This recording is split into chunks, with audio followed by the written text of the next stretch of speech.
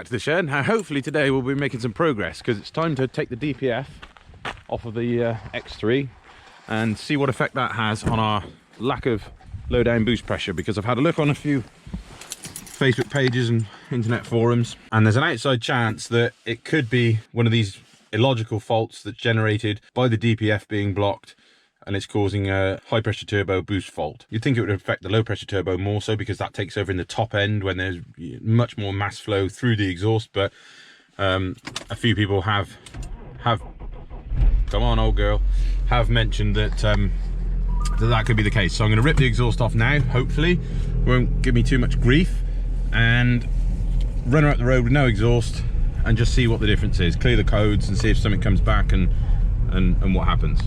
Well, there's the exhaust. That there is the DPF. We'll drop it as one piece, and then this big long pipe all the way up here, all that's one, up to the down pipe there. Hopefully there's a clamp that'll be easy enough to get to, and to get that heat shield out the way.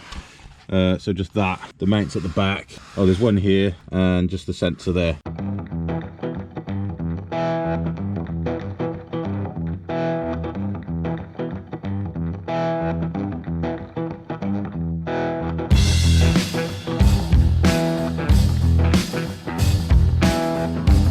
There it is, all flipping 8 feet of it. It's monstrous. Look at the size of that back box.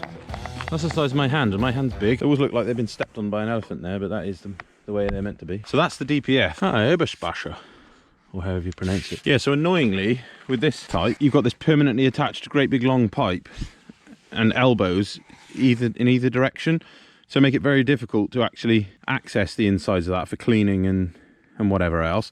The older type had a flange here and here. It was a different shaped box, but it lived in the same kind of place, and that meant you could either clean it out easily, or I guess perhaps what changed the design is the fact that you could knock the guts out of the DPF without having to damage the box, and it was easy to uninstall and then reinstall without any issue. So what a lot of people do is, on the top side of the box, they'd cut that open, take the guts out, weld it back up, so for the purposes of an MOT it can't be viewed from beneath. So as long as the box is there, then that's passes an MOT. I'll be honest, the idea did cross my mind. I probably shouldn't say this. The good thing with the DPF is that if you buy a car that may have an engine fault that you don't know about, i.e. high oil consumption or something like that, then the DPF will mask that fault, as well as also doing the job that it's meant to do, cutting down on the combustion smoke. So for example, if you had a car with a high oil consumption problem and you knock the DPF out of it, yes, you might cure one problem, but then cause another one, i.e. lots of blue smoke out the back, which normally is getting caught by the DPF. So apart from the fact that it is illegal here in the UK to take them out, I'm going to try and clean this one. I'm not exactly sure how, because what I was hoping to do was to sort of submerge it in some sort of cleaning agent and then back flush it, so flush it back that way, so the direction that the stuff has come from. Yeah, I might have to get some advice on that. So yeah, it is actually one piece. Look, to even the back box is one piece. That's ridiculous. I suppose another option would be to cut it here and have a flange welded on, so at least I could get to this end to power flush back in that direction. That is an option. It's not even an option really to switch to an older style exhaust with the removable central DPF, because this end I think is completely different. Where there's a slip joint there, it's not on the other type. But first things first, I'll pull that out of the way, and then we'll run it up the road and see what difference it's made. Now, cross your fingers, cross everything that this does solve the boost problem, and that we're back up to sort of 280 horsepower, because I've fallen in love with this car, all bar the lack of power. So to see it return will be something very, very nice indeed. Well, it already sounds more throaty, being as it has no exhaust now whatsoever. There's no point resetting the codes before we go, because we haven't got any warning lights anyway. So if it has remedied itself, then that code will just sit there in the memory, the pre-existing one.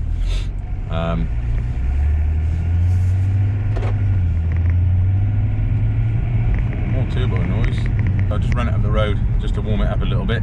It won't warm up fully now because the thermostat has pretty much completely gone, so it runs very cold now, but I have got one to put on probably straight after doing this. I've also got some transfer case oil to swap over.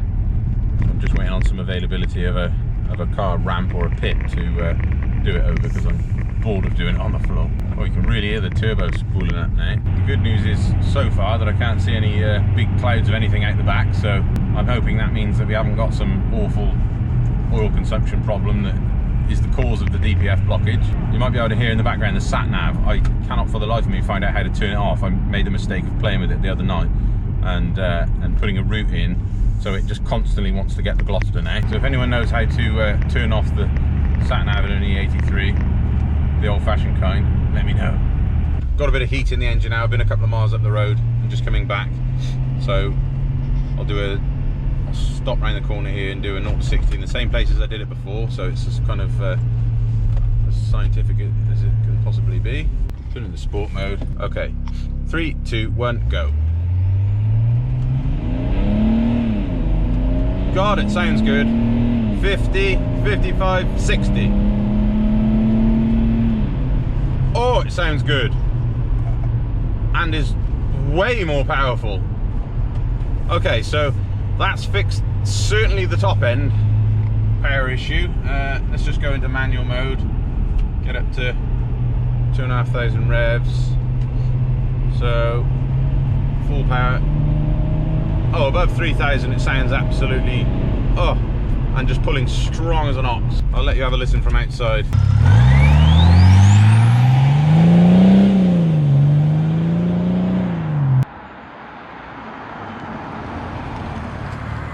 Sounds good, doesn't it? The good thing is as well that even on full bore,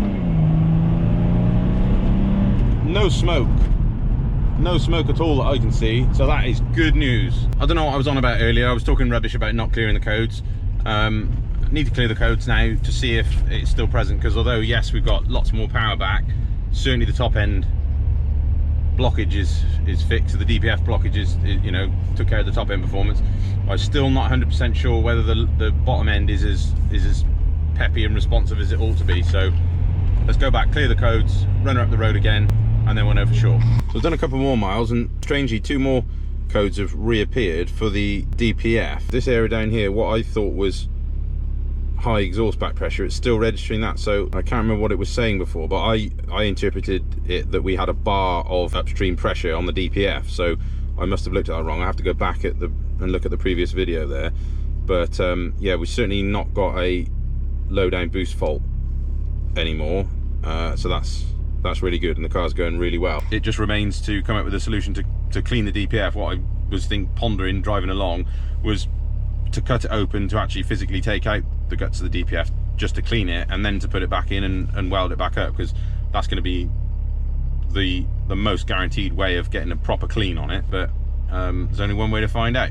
I'm now just going to quickly switch on to swapping the thermostat over on this car, because the weather's quite cold here in the UK at the moment. We're in mid-December, so it's not good to keep using a car with a Duff thermostat, because it's just running cold all the time, which I think is in part why the fuel economy on this car is pretty awful. So I don't want to be damaging the engine unnecessarily.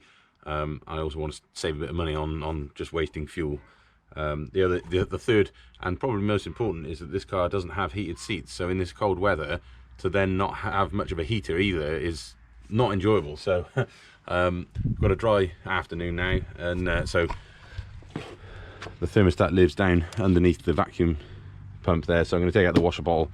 I think that's the air filter, an inlet pipe there, and then shouldn't be too bad to do. I think might have to take the EGR cooler off as well, but I've got a thermostat, so I'm hoping this will be a job that's done and dusted in a one-er, and won't make this the third abandoned vehicle here that's in you know, part done.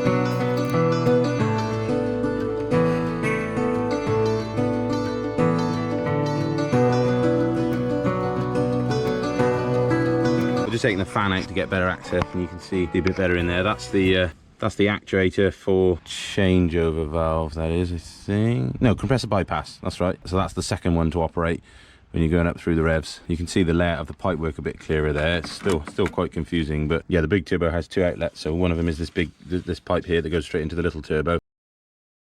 And the other one comes straight out, bypasses the little turbo and goes to the engine.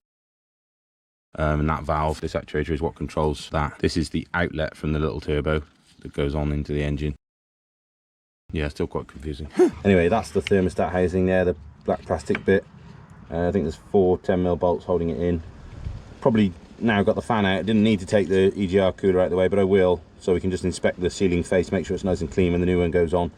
So just got to take this pipe off and then wrestle the cooler out the way.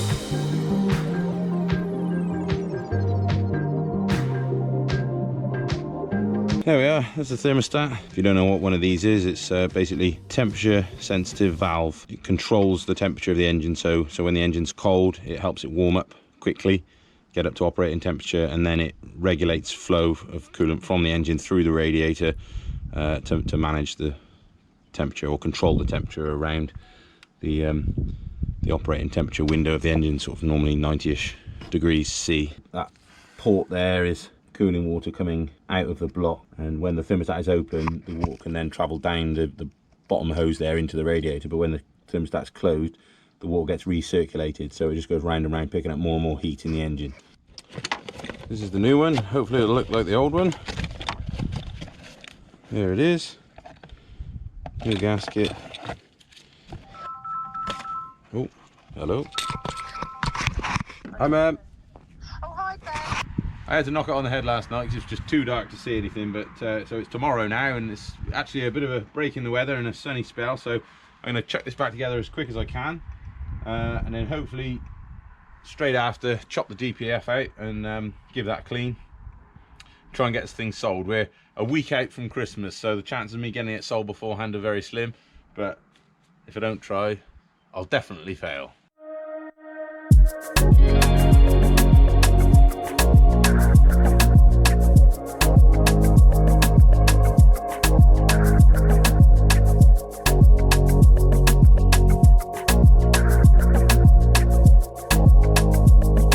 Right, we're heading in the right direction. New thermostat is now fitted. What comes next? These are the other parts that have got to go on. Can't remember what order they go, but I'm sure I'll figure it out. Annoyingly, the EGR thing, I think there's a thermostat in there for the controls the flow through the EGR cooler, which is this thing, and it's decided to fly to bits in my absence. Here comes the rain. Yay! Fair play, BMW. That is a horrible thing of awfulness. Don't like it. So EGR cooler next, I think. So for anyone that wants to know, an EGR cooler does what it says on the tin, and it uses engine coolant to cool down the exhaust gas that gets recirculated back into the inlet of the engine. And it does that to make it more dense, so you get an amplified effect versus using uncooled EGR, which is what old systems used to be back in the old days. So you might just be able to see the port from the manifold, the exhaust manifold in there. That's where the gases come out, up this pipe.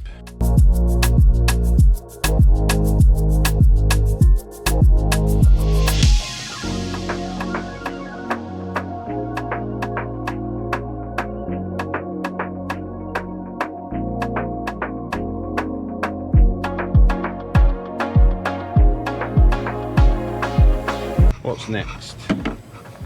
I think it's this grothy thing, which is absolutely disgusting on the outside, but you can see in there, clean as a whistle on the inside. So I don't know why that is so bad. It does sit sort of directly under the oil fill. Well, you've got the breather that goes into it, but you've also got the oil fill thing there. So if there has been any spillage over the years of topping up, it would kind of work its way down onto there. So maybe that's it, I don't know.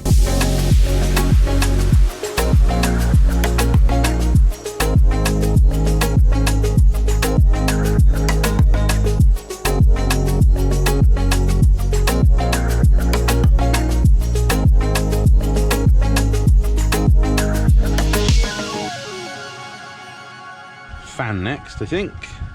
I deliberately left the under tray off until the end, just because it would be my luck to drop something and then have to take it off again to retrieve said thing, bolt, whatever.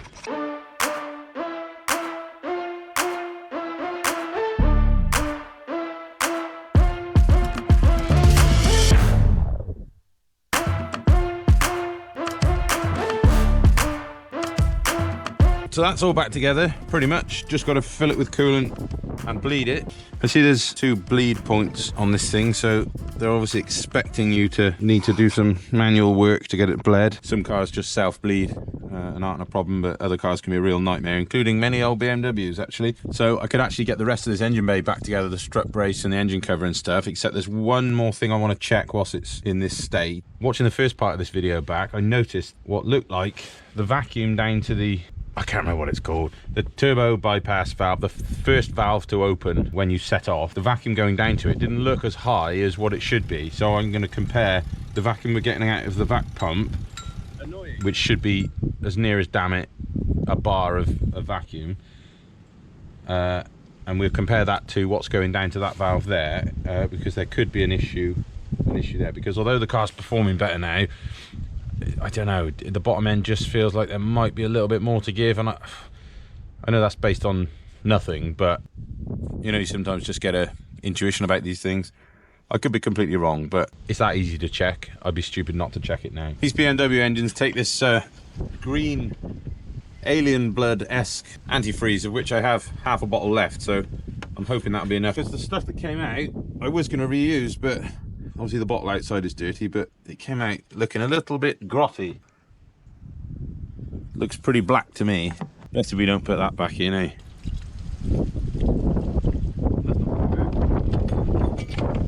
Tell you what, I know this channel's got shed in the title, but I really need an inside place to work on cars.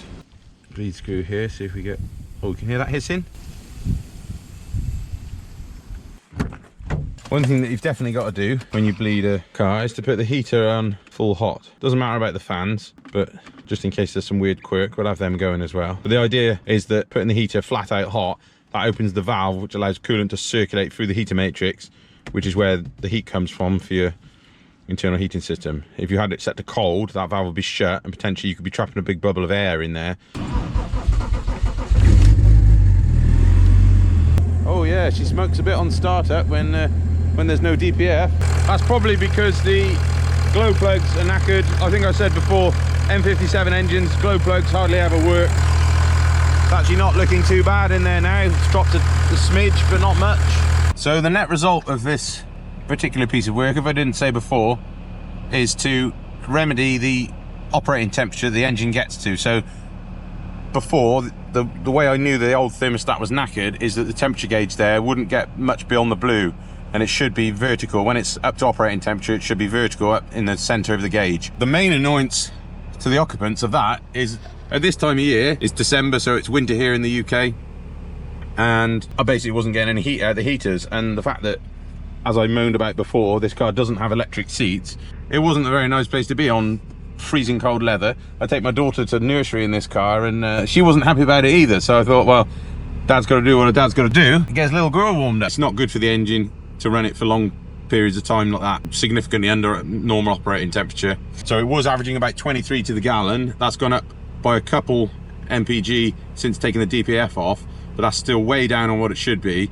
And I think at least in part that is due to a knackered thermostat as well, because the engine thinks it's in warm-up mode, not at normal operating temperature. So many engines will consume more fuel there, A, because the engine's trying to warm itself up, so it is physically injecting more fuel, but B, friction will be higher at those lower temperatures because the thermal expansion of all the components in the engine hasn't occurred to the point at which the tolerances are where they're meant to be. So hopefully we'll see an improvement in that.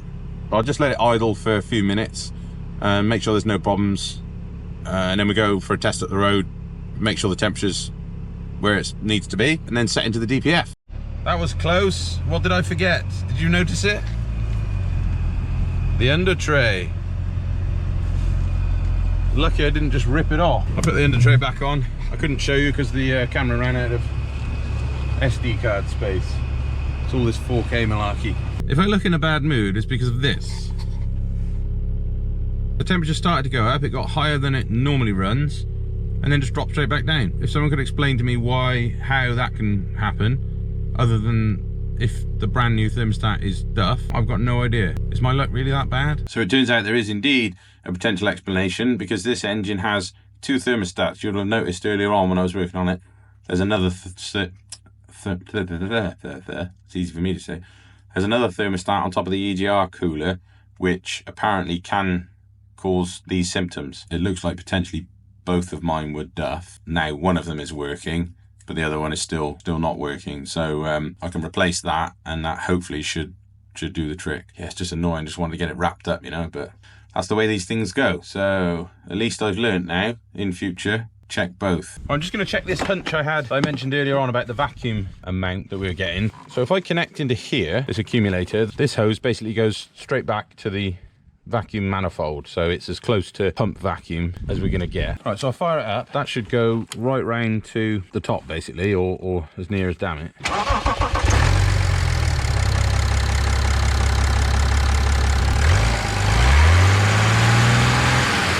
There you are, so that's 26 inches of mercury there. So we'll put that back to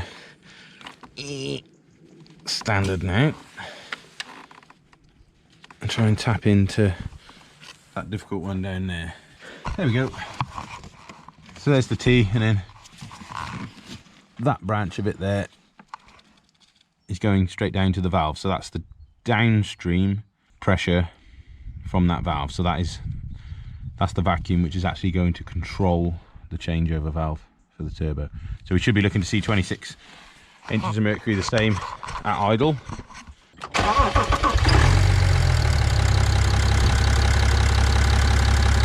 Well, there we are, we're only getting 18 inches. Does that mean that that actuator is not pulling back as far as it should be? Let's check the upstream side of it, just to make sure that we are losing it across that valve. So if the valve's at fault, I would expect this to say 26. If this is 18, then we're not losing anything across that valve, and it's giving all it can in terms of vacuum. Pretty conclusive that, I'd say. I've just come up with a relatively cunning plan. So this is a brand new pressure converter valve that I bought, the same as the one we've just been trying to test. And what we should be able to do is replace that one with this one without actually having to take that one out, just for testing purposes. So because I don't know whether that should indeed be transferring 100% of the vacuum that it's getting at idle, we can test it with this one to see if this is the same. So if this one gives a different result, when we know that there's something wrong with that one, and we can swap them over.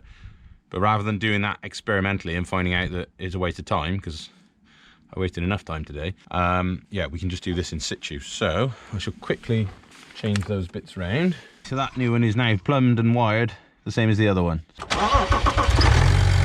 I haven't connected the gauge. Idiot.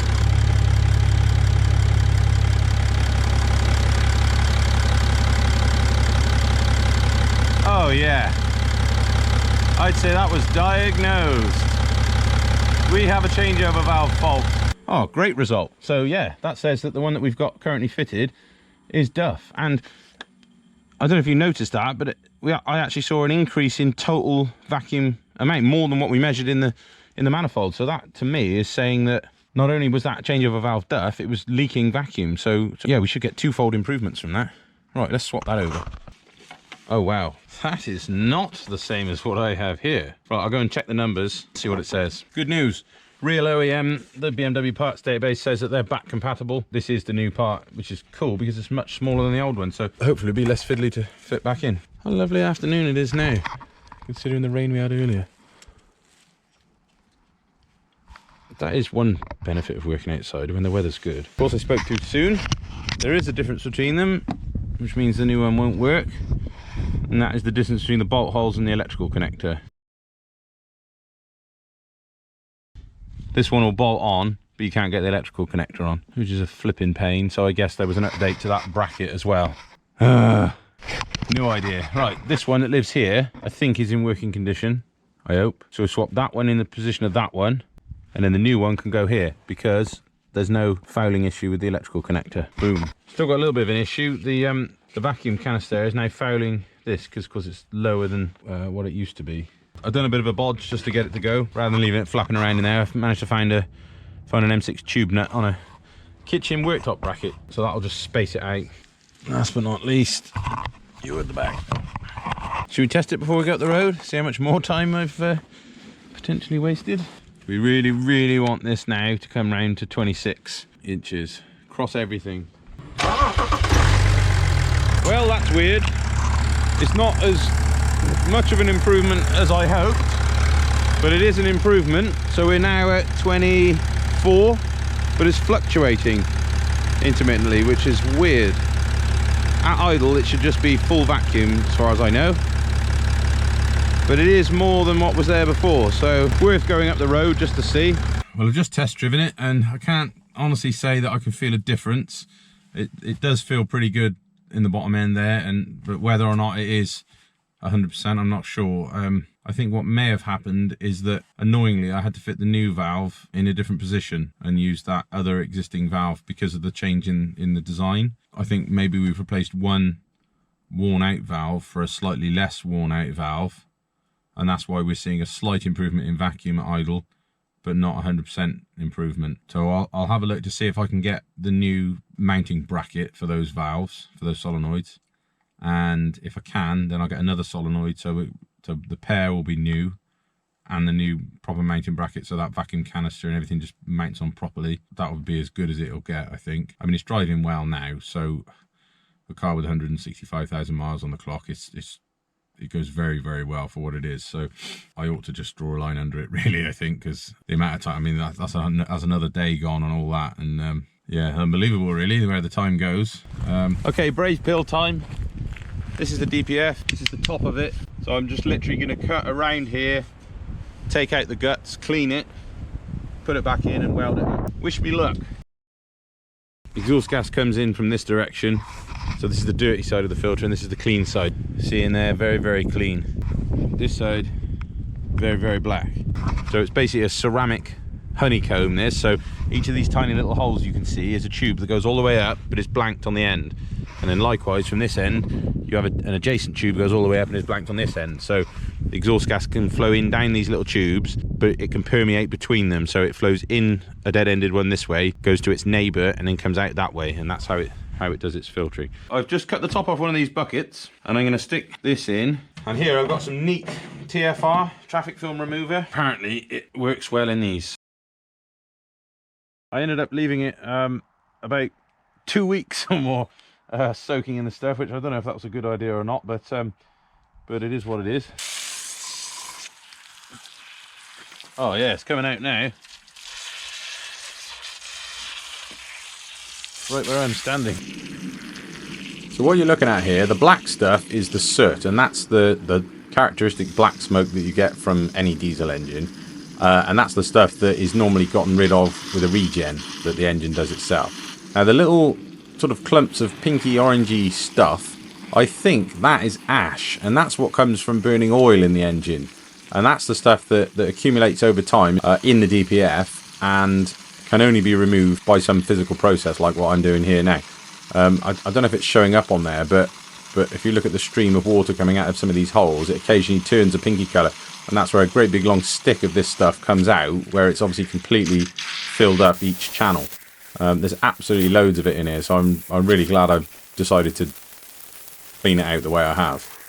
Well, it's first thing on a horrible, cold, wet and rainy Sunday morning, 2 days before Christmas, and the new EGR thermostat has arrived, so I'm going to fit it quickly now. I won't show you too much of it because I just want to get it done and put this thing to bed.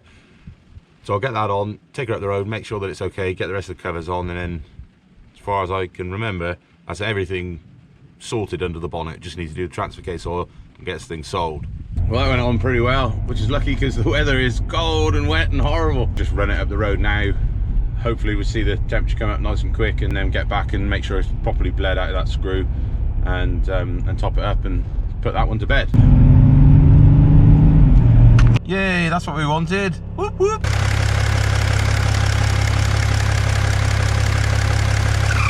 Well, I think that's it sorted, which is excellent news. I warmed it up the road and then it's been sat here idling for a while, and it's solid as a rock. Maybe, I mean, it does look a bit old and ropey and cracked, but when I took the EGR cooler off, I took this spring clip off, which was a mistake, I think. and I should have taken the hose off at this end because it fled to bits when I took that out, and there may well be a piece missing, which is causing it not to function properly. So that I may well have caused that second problem. But this one's been so easy to fit and cheap, 15 quid for another one. So for the peace of mind, why not have one? And now it works perfectly, gets up to temperature quickly, and most importantly, the heater works an absolute treat now, so no more cold bums. It's actually Christmas Day today, believe it or not, so happy Christmas to you. And I was just in the process of heading out to the pub for a obligatory drink on Christmas morning, and the car decides to break down on the driveway. Who could have thought that? So here I am, trusty laptop out. I'm just about to plug it in and see what's gone wrong with it, but basically it's been running lumpy as hell. Well, I fired it up and it died instantly, and then I fired it up again and gave it a bit of throttle and was able to keep it going, but it was misfiring like mad, and there was an engine warning light as well. So obviously I had the cutout a few days ago that I think I mentioned in a previous video, so I think this problem is probably related, and I'm a little bit worried about this one because I've never had issues with ECUs on these, but apparently lots of other X5 models and similar models to this can be affected with ECU trouble, so I'm not looking forward to discovering what that is. The other thing that is even more scary is that I have seen a mouse on more than one occasion in the engine bay of this car, so if he's decided to wreak havoc on my wiring, then this could be a difficult one. Here we are in Inpur again, engine DD6 12 this time. So we've got particle filter we know about, dual gas temperature sensor we know about, that's the one that's unplugged. Injector number 5, 4, 3, 2, 1. No, none for injector number 6. Right, that's a new one. Nockenwellenberger signal. What the hell's that? Let's get Bixby in play. Squatters. Oh, there's injector number 6. There's another one for injector number 6. Oh dear. Ah, Nockenwellenberger. It just popped up there, it said camshaft, so camshaft signal. My thinking is that it's probably nothing to do with the camshaft sensor or the injectors, because those things don't all just die simultaneously. I've just been talking to a friend of mine about this problem, and he was telling me that he'd recently had a E70 X5, same engine as this, with a very similar problem, and that it turned out for them to be an ECU fault, where there was basically corrosion in and around the pins where the connector, the electrical connector, goes onto the ECU, and they were getting all sorts of spurious engine management fault codes, and the engine was cutting out, and then it was throwing injector faults and all sorts of stuff like that. So I'm just going to check that now, and I'm pretty sure the ECU is under here. That's where all the wiring harness goes to. So I'm going to pull that out and just see if it's that, because they said it was actually an easy fix. It was sort of just send the ECU off to some company online for 300 quid, and they send it back in a couple of days time, all tickety-boo, and it's like a plug and play fix, which would be nice. I mean, I don't want to have to spend 300 quid, but I'd rather that than trying to hunt down mouse damage on the engine loom and whatever, which I think is probably the other most likely cause. Anyway, let's pull this cover off. Okay, there's the ECU and the two big connectors that run into it. Well, that's a bit of a disappointment in that it looks absolutely mint, and I mean, it's not really a surprise. That cover that it's under there is, I mean, it looks immaculate in there, unless there's an internal fault with it. I'd say that that is probably not our issue. All the pins look straight and clean. I can't see any corrosion in there whatsoever, so damn it. So I think we can say that's not the problem. So I guess the next thing to do is to just take the engine cover off and go have a good visual look at the wiring on the engine, and specifically the wiring to and from the injectors and the camshaft sensor. Well, I had a good look round at the wiring under the bonnet, and I couldn't see any obvious damage or anything that could cause a problem like the one we're having. So I bit the bullet and sent the ECU off to a company I found online, who offer a quick turnaround test, and if they find a fault, then they'll do a rebuild, and it's just over £300, I think. So like I said, it's a £300 I don't want to spend, but I'd rather spend it on that than waste days and days of my time hunting down a elusive bit of damage to the harness or whatever else it may be. But I think that's probably about enough for this video, so come back for the next one to see what happens with this old girl. Thanks for watching.